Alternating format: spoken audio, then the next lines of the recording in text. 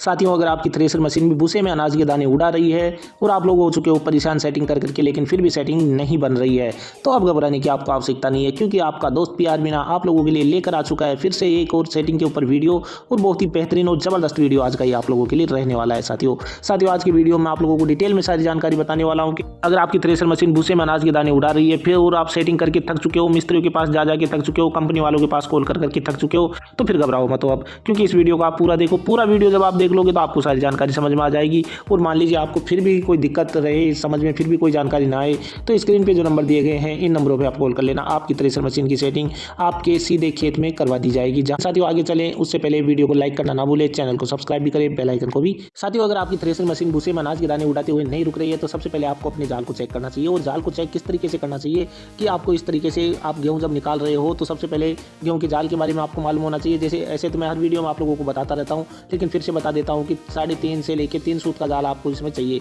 ठीक है साथियों, तो आपको इस तरीके से एक सरिया ले लेना है 3 सूत का, और उसको जो ये गैप होते हैं दो सरियों के बीच में, इनके बीच में फंसा के देख लेना है कि ये कितने सूत का आपका जाल। तो आपको ये जाल इस तरीके से बनवा लेना है गेहूं के लिए। इसके बाद में ये जानकारी तो मैं आपको हर वीडियो में बताता रहता हूँ, लेकिन जो जानकारी आज आप लोगों को बताने वाला हूँ उसको आप समझो। साथियों जाल तो आप इस तरीके से कर लोगे, और जाल अगर आपका बड़ा होगा तो जाल को चौक भी कर लोगे, ये भी मैंने आपको बता रखा है। ठीक है, लेकिन आपको एक काम और करना है। अगर आपकी जो मशीन है भूसे में अनाज के दाने ज़्यादा उड़ा रही है, तो जो ये एल्फर आपको यहाँ पे नजर आ रहे हैं ना साथियों, ये एल्फर आपको यहाँ पे नजर आ रहे हैं ये वाले, और ये जो जाल इसके अंदर गिरा हुआ है, इसका बीच का गैप आपको बढ़ा देना है। जी हाँ साथियों, इस गैप को आपको बढ़ा देना है। जैसे तो 1 उंगली का गैप आप लोग रखते हो, लेकिन आपको ये 2 उंगली का गैप कर देना है। इन दोनों के बीच के गैप, जाल के और सरियों के बीच का गैप, एल्फरों के बीच का गैप। इससे फायदा ये हो जाएगा साथियों कि माल रुक के नीचे की तरफ गिरने लग जाएगा, साथ ही जो भूसा है वो भी बारीक होने लग जाएगा, और गेहूं की जो पाखी वगैरह आती है वो भी आपकी खत्म हो जाएगी। तो आपको अगर आप एल्फरों को छोटा कर लेते हो तो इतना फायदा हो जाएगा। हाँ, नुकसान ये होगा आपको, हो सकता है आपका ट्रैक्टर लोड लेके चलने लग जाए, लेकिन आपको अगर इनको ज़्यादा छोटा नहीं करोगे ना तो लोड नहीं लेगा। 2 उंगली करोगे तो कोई लोड नहीं लेगा, लेकिन अगर इससे ज़्यादा छोटा आप कर दोगे इनको तो फिर आपका ट्रैक्टर लोड ले सकता है। इसके बाद में आपको क्या करना है साथियों, ये जो जवाड़ी और गंडासी का गैप है ना, इसको भी आपको लगभग 1 गेहूं के दाने के बराबर ही कर देना है। इससे ज़्यादा इस गैप को नहीं करना है, इस बात का ध्यान रखना है। तो ये पाखी वगैरह यहीं से खत्म हो जाएगी साथियों। अब आगे बात करें अपन की, फिर भी मान लीजिए सर दाना भूसे में जाता हुआ ना रुके, तो फिर आपको ये पर्दा जो है ना, ये किस काम के लिए दे रखा है कंपनी ने, ये पर्दा भी तो इसी काम के लिए दे रखा है, तो इस बात को भी आपको ध्यान रखना है साथियों। ये जो पर्दा है, ये जो जाली है, इसके ऊपर से आपको 6 इंच के आसपास रखना है। अब आप कहोगे इसकी सर 6 इंच पे तो ये फिर भी दाना उठाती है, तो यार 6 पे दाना उठा रही है तो इसको 6.5 पे कर लो, उसमें कितना फर्क पड़ रहा है। ठीक है साथियों, 6.5 पे कर लेना इसको, और फिर भी दाना उठा रही है तो फिर ये जो जाली है ना, ये जाली चेंज करनी होगी फिर आपको। अगर फिर भी दाना उठाए मशीन तो ये जाली आपको 14 नंबर लगानी है साथियों। अब आप कहोगे कि सर 14 नंबर पे तो डंठल बहुत आते हैं, तो आते हैं डंठल, तो फिर 2 जाली लगा के चलाओ ना आप। ये 14 नंबर लगा दो, नीचे वाली 13 नंबर लगा दो, नीचे वाली या 13.5 लगा दो, या ऊपर वाली 13.5 लगा दो। इनके बीच के ही आपको सारा खेल खेलना है साथियों। ठीक है, ये कर लेना है। ये करने के बाद में अगर मान लीजिए दाना फिर भी मशीन उठा रही है, तो फिर एक उपाय और है अपने पास इसके लिए। ये जो झूला है, ये जो झूला आपको नजर आ रहा है, ये वाला झूला, इस झूले को आपको पीछे से डाउन कर देना है।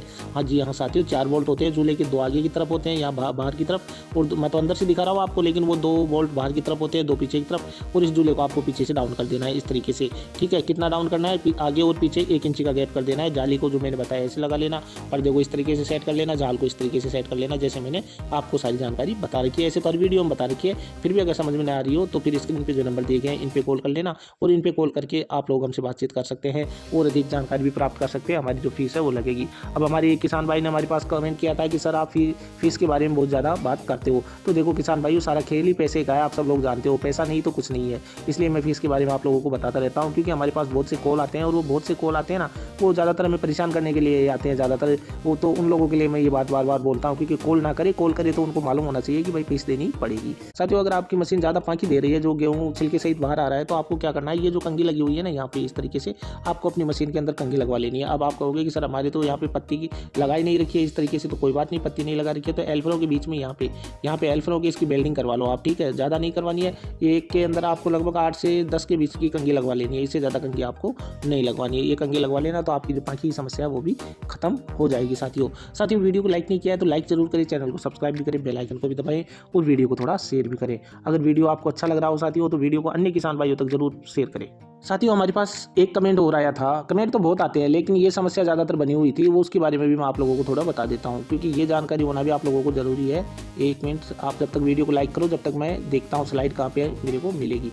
जी हाँ, मिल चुकी है साथियों, अभी बता देता हूँ आपको। साथियों होता क्या है, हमारे जो किसान भाई है वो कहते हैं सर हमारी मशीन गाला कम ले रही है, तो आपको ये जो गरारी है ना यहाँ पे, ये वाली, और एक जो दूसरी गरारी है जो मैं आपको यहाँ पे दिखा देता हूँ, ये छोटी वाली। ठीक है साथियों, ये वही गरारी जो चेन है जो यहाँ पे बड़ी गरारी पे लगी हुई है गियर बॉक्स में, और ये छोटी पे है। तो इन दोनों को काउंट करना है कि इनमें कितने दांतों की गरारी लगी हुई है, छोटी कितने की है आपकी, 18 की है या फिर 22 की है या फिर 24 की है या फिर 25 की है, और ये बड़ी वाली आपने कितने की लगा रखी है, इस बात को भी आपको चेक करना है। ये कहीं आपने 50 की लगा रखी होगी, किसी ने 55 की लगा रखी होगी और किसी ने 60 की और किसी ने 40 की। अब आप लोगों को एक बात बता देता हूँ साथियों, मैं आप समझना इस बात को, अगर आपको मशीन को ज़्यादा स्पीड से चलानी है, गाला ज़्यादा स्पीड से लगवाना है, तो आपको जो ये छोटी वाली गरारी है ना, यहाँ पे जो छोटी वाली, इस गरारी को तो आपको लगा देना है कितने दांतों की, यहाँ पे आप इसको 24 की लगा लेना, ठीक है। 24 की लगा लो, 22 की लगा लो या फिर 25 की लगा लो, वो आपके ऊपर है कि आप कितनी स्पीड से इसको लेना चाहते हो गाली को पीछे से। और इस वाली को आप 40 की लगा लेना, ठीक है, 40 या 45 की। तो आपकी मशीन इतनी ज़बरदस्त फसल लेगी पीछे से कि आप 10 आदमी भी पीछे लगा दोगे ना तो वो भी कम पड़ जाएंगे साथियों। अब रही बात ये कि बहुत से किसान भाई कहेंगे कि सर हमें तो धीरे धीरे टाइम से निकालना है, तो टाइम से निकालना है तो ये छोटी वाली 18 की लगा देना और ये पीछे वाली आप 60-65 की दांतों की लगा देना। तो फिर देखो आपकी मशीन क्या मस्ती से चलती है और कितनी सफाई से ये फिर काम करके आपको देती है। आपका ट्रैक्टर भी लोड नहीं लेगा साथियों। बाकी आपकी कोई भी और प्रॉब्लम हो तो आप कमेंट बॉक्स में कमेंट कर देना, उसके ऊपर मैं जल्दी आप लोगों के लिए वीडियो लेकर आ जाऊँगा साथियों। और वीडियो अच्छा लगा हो तो वीडियो को लाइक जरूर करना, चैनल को सब्सक्राइब भी करना, बेल आइकन को भी दबाना और वीडियो को शेयर भी करना। तो मिलते हैं अगले वीडियो में एक और इसी जानकारी के साथ, तब तक आप हमें दीजिए आज्ञा। जय हिंद।